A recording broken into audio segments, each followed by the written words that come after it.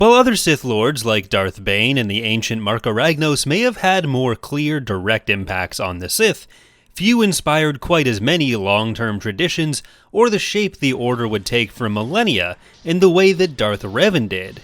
And today we're going to be talking about how Revan shaped two of the greatest factors in what we think of as hallmarks of being a Sith, including how he set the stage for some of the changes more directly credited to Darth Bane. The first is how he revolutionized the use of the Darth title. This title, while it wasn't introduced by Revan, wasn't really in common usage, and certainly wasn't a universal thing among Sith in the past.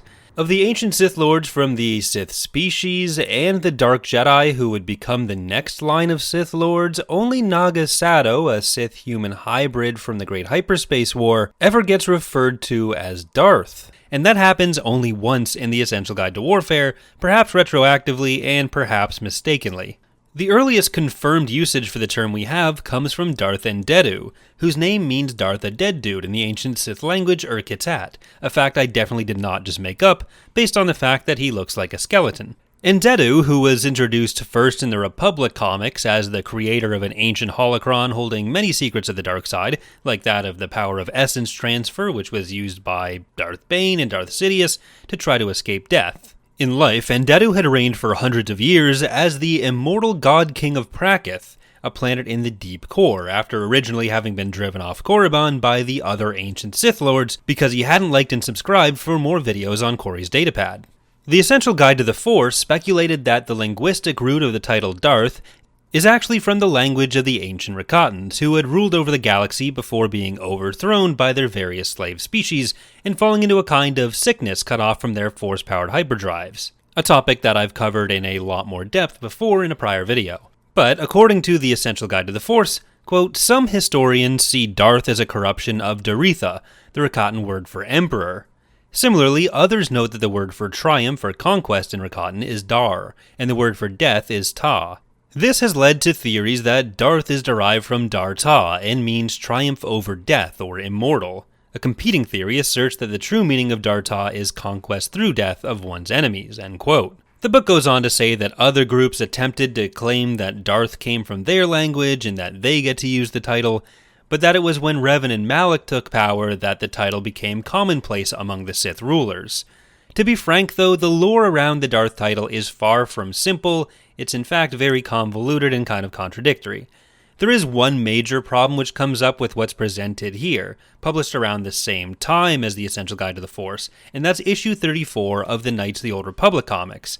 In that comic, one of the characters says they might take a title with Darth in it, like the Sith of old had, according to them, including Darth Sion as an option, for his soon-to-be potential apprentice Lucian Dre. But this doesn't really match with the fact that Endedu is the only Sith we'd had referred to as Darth by this point. This isn't really a showstopper for anything, since nowhere claimed Endedu was the only Sith who did this, but I do think the Essential Guide's dual presentation of the information on Revan and Endedu is a pretty good way to explain it.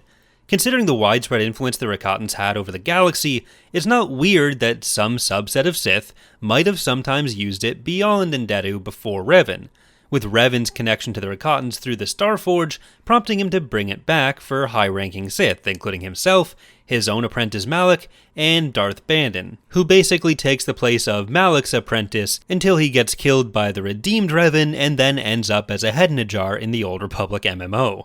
The title remained in common use for the following generations of Sith, from Darth Traya, Darth Nihilus, and the real Darth Sion, to the Sith Lords of the Old Republic MMO period, like Darth Barris and Darth Malgus. It wasn't used quite as commonly for a while after that, but it was picked back up by at least Darth Revan, who had taken his name directly from a mistranscription of Darth Revan, and Jedi Master Fanius, who became Darth Ruin, along with the entire Baneite line of Sith after Darth Bane. In the 1,000 years before Darth Bane, many of the Sith had dropped this tradition of Revan's, as some Sith leaders, like Lord Khan, believed it revealed their leaders too strongly and undermined his idea of a brotherhood of the Sith. In the Darth Bane books, Bane as a student asked why the Sith of this period, led by Lord Khan, refused to use the title, being told in response, quote, "To understand why the title is no longer used, you must understand what it truly represents.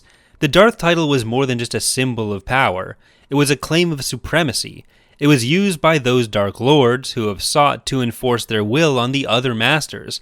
It was a challenge, a warning to bow down or be destroyed, end quote. Bane had been drawn to Revan in particular because of this factor, thinking the newer Sith were too cowardly to use the title. When he took down the rest of the Sith Order, he reinstated the title inspired by Revan, a tradition which continued on from him through the entire line of the Sith until Darth Vader, with it being picked back up again by Darth Caedus and even the one Sith of Darth Krayt. The second major impact Revan had was actually inspiring Darth Bane's rule of two, where Bane's conception of the Sith included one master to embody power and one apprentice to crave it. The core of this philosophy had come from Revan, even if he didn't take it quite as far as Bane did, limiting the entire political entity of the Sith to just that one master-apprentice pair. Revan's holocron was among the most influential parts of Bane's secret research into the ancient Sith, possibly second only to Darth Endedu's holocron. And it did come into Bane's possession earlier, so it had a more formative impact. On the philosophy that would inform the rule of two, Revan said, quote, "Any master who instructs more than one apprentice in the ways of the dark side is a fool. In time, the apprentices will unite their strength and overthrow the master. It's inevitable, axiomatic. That is why each master must have only one student. This is also the reason there can only be one Dark Lord.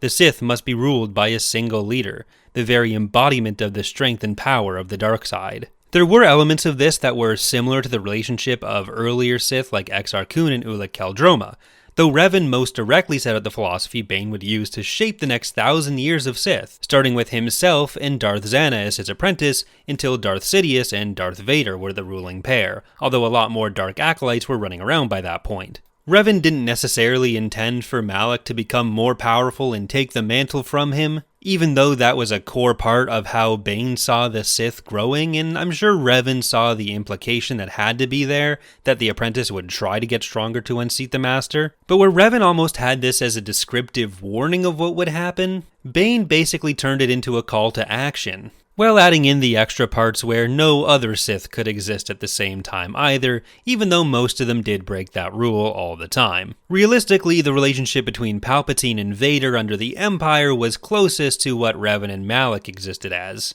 Which makes sense because out-of-universe Revan and Malak and that Sith Empire were set up to somewhat mirror the later Empire that we're all familiar with. That's going to do it for today's video, and probably for the deluge of Sith-related content on the channel for the moment, though there are still one or two topics I want to do on that.